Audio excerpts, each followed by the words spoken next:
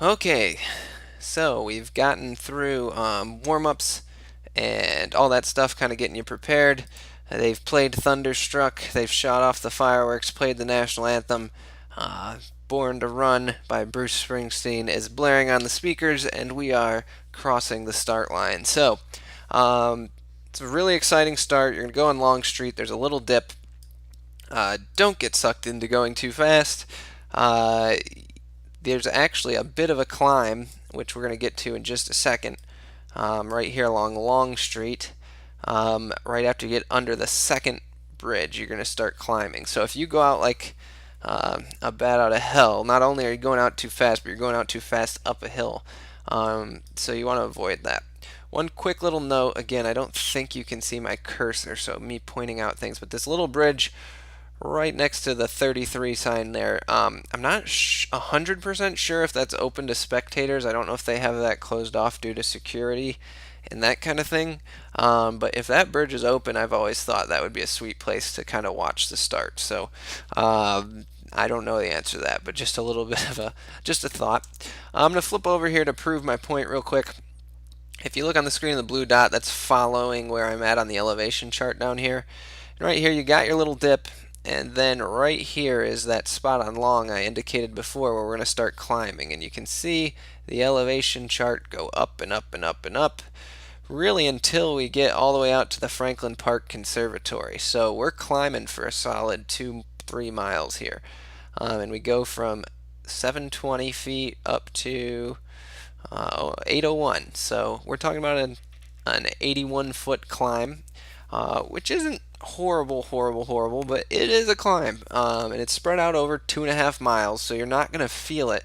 And if you go out too hard, that climb will take a toll. So you just got to be smart about it. So keep that in mind as we go through these first few streets that you are climbing up.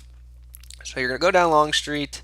It's going to be very crowded. There's going to be tons of people cheering and running, and music's blaring. I swear you can hear the music all the way to High Street. I'm not sure if that's true or just nostalgic memories. But you're going to come to Long and you're going to take a right on High. There's more people. It's exciting. All right. Speaking of music, real quick, I do run with an iPod for the marathon. I respond a lot to music, so I need to have it going all the time. Um, if you're running the half marathon at Columbus, you probably don't need it because it is really well populated throughout. Um, the second half of Columbus, as we'll come to see here in a little bit, does get pretty desolate at some spots. So I think having music can be a big thing. What I recommend to people is I use an iPod Nano if you want to use your phone, whatever. But I have headphones that have the little pause button on them that you would get in a normal like Apple product. So that way, if I'm in a part where I know I've got some supporters coming up or it's an area that's really high energy with the crowds, I can pause it and listen to the kind of natural sound effects, and then when I'm ready for the music to go again, I can play it.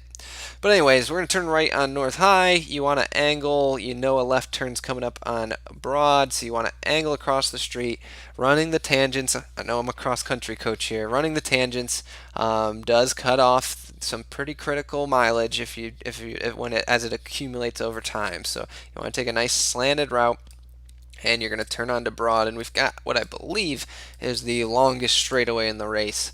So settle in, get in a good groove, and get going. If we flip over here, nope, wrong one. Over here, we've just turned on to Broad. You can see the big straightaway coming. The 1 mile marker is coming up. It says there's a water stop right at the 1 mile marker or just before. I've kept a lookout for this each the last few years. I've never seen it. This water stop here, about halfway between the 1 and 2 mile, is the first one I noticed. So it's possible there's one there and I just never see it.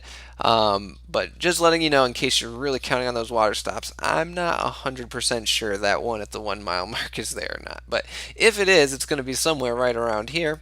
We're going to hit the 1 mile mark according to the course map right around here, but I don't think it pops up on our map my run until up here on 5th.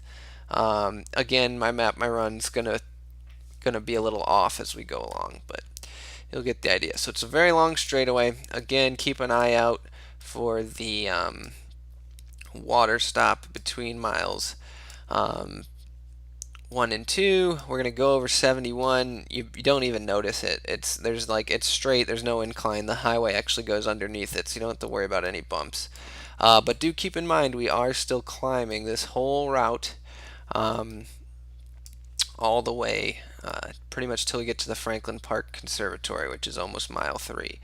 Right here about mile 2 is a great area for spectators. If there's any spectators out there looking for tips, not only will you see them going out at mile 2, you'll see them coming back between miles 7 and 8. And this, I won't spoil it, but this turn here is a great place to be. So we'll talk about that as we're coming back west on Broad Street. So we're going out, we're going out. It's a long straightaway, good form. There's mile 7 coming back. You want to just settle into a groove. I'm going to go out first 2 miles about 650 is my plan, and then I drop it later on 640. Here's the Franklin Park Conservatory. You can see it's very big.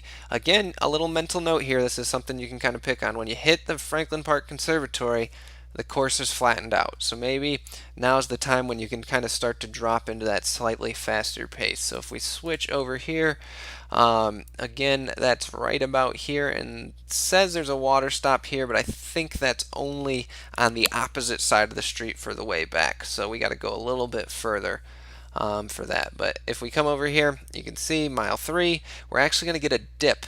So not only does it flatten out, it actually flattens out a little bit before now that I look at it, but still slight climbing there. But now we get our first real downhill section of the race for a little section here. And I've felt that without knowing it's there. The last few years, here's a little dip down under an overpass. It seems like I usually find my legs right about now in the race. So just know that's coming and don't get too hyped up when you feel it. And we're still going down Broad, going down Broad. I swear it gets more exciting, but there's people lining all of Broad Street. It's really high energy. There's music and bands. It's great. We used to take a turn. I forget where it was. Sorry, I'm getting kind of off topic here, but we used to take a turn somewhere around here. Might have been Parkview or something like that, and we used to actually do a little tour of Bexley, and I loved it, and they got rid of it, which made me super sad. But they don't do that anymore. It would be awesome if they could bring that back at some point, but maybe the neighborhood didn't like having 18,000 people running through it. I don't know. Mile marker 4 is right around here, and you'll see we just passed the water stop. There's going to be another one here. If you're like me and you're taking ample amounts of goo, I usually try to aim for about every 5 miles on the goo. I usually do mine on Drexel, so after this right turn we're about to go through, there's going to be a water stop at the end of that street around Capital University. And that's when I take my first in-race goo. There is not a goo station. You would have to be carrying it on you, but that's where I take my first one. So we turn on right onto Drexel. We're feeling good. I believe there's actually a slight climb here. Let's check the Strava. Yep, a slight little bump. Nothing crazy, but it's there.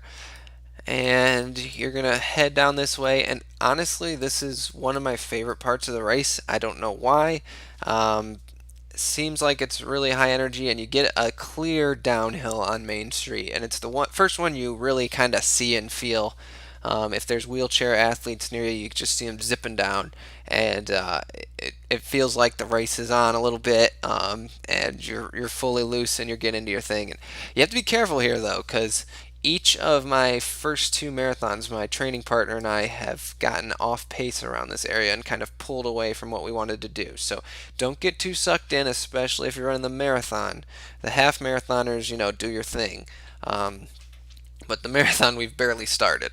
We've got more than 20 miles to go. So don't start burning too hard just yet. There's a water stop right here. Here's Capital University. There's a water stop right here on Drexel. Be sure to use it. And like I said, I usually take my goo right before that water stop. You go down Main, there's tons of people. Um, you're feeling good, and then you take this nice little winding road, um, and it's kind of peaceful for the first time. Not a ton of people can get to this road. It's right near the Franklin Park Conservatory, and you got some nice little trees and shade, and you hit the 6 mile mark. And I've always really liked this section of the course. I don't know. This little loop over around Bexley has always just been fun for me. It's early in the race and you're still feeling pretty good. So you come out there and you're about 10K into the race now, and you're going to be heading back the opposite direction on Broad. You're going to see everyone going towards you also, especially if you're towards the front. You're going to see a lot of people in corrals B and C and D heading down Broad Street. Just tons of energy, tons of people. I know I keep saying that, but the first half of the Columbus Marathon is really intense. And I think part of managing the marathon in Columbus and doing well is not getting caught up in it, because there's really a big shift once you hit that second half. It's very different than the first. So if you're running the half marathon, enjoy it, love it. If you're running the full, the first 13 miles are really about managing our emotions and not getting caught up in it. So again, there's a water station somewhere around here. It's probably about a quarter mile after your turn. And we're just striding it out nice and straight, nice and fast. We're keeping things under control. We're going back down Broad Street.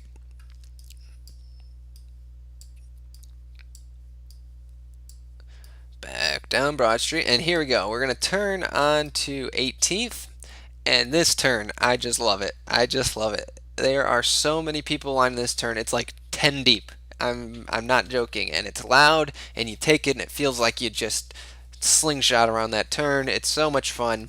There's so many spectators around here because you see them going both ways, and the energy on this turn, right about mile 7.5, is just awesome. It's absolutely awesome.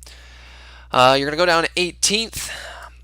There's a little note here is there's just a little jog, so stay to the left, and again take this very tangent. All right, you can almost go straight diagonal on it and be fine. This right here, this 90-degree angle turn, is why the distance is 26.56 on this map. It's little things like that accumulating over time. So make sure you hug this turn, take it diagonal, because you're turning right in like a matter of seconds. And this, I feel, is a very key part of the race. For me last year, it was a big, I handled it well, and it made a big difference in my race, even though I kind of fell apart later. I had bronchitis, so it was kind of out of my control a little bit. But right here is going to be the first time you really feel like you're grinding a little bit. There's not going to be any crowd support right here. It is a little desolate. There's this big empty lot, and for the first time I kind of feel myself breathing around here. It's quiet, and it's just you and your thoughts. The pack of runners itself has spread out a little bit, and last year I used this as kind of a mental check to remember, okay, this is my race, what am I supposed to do?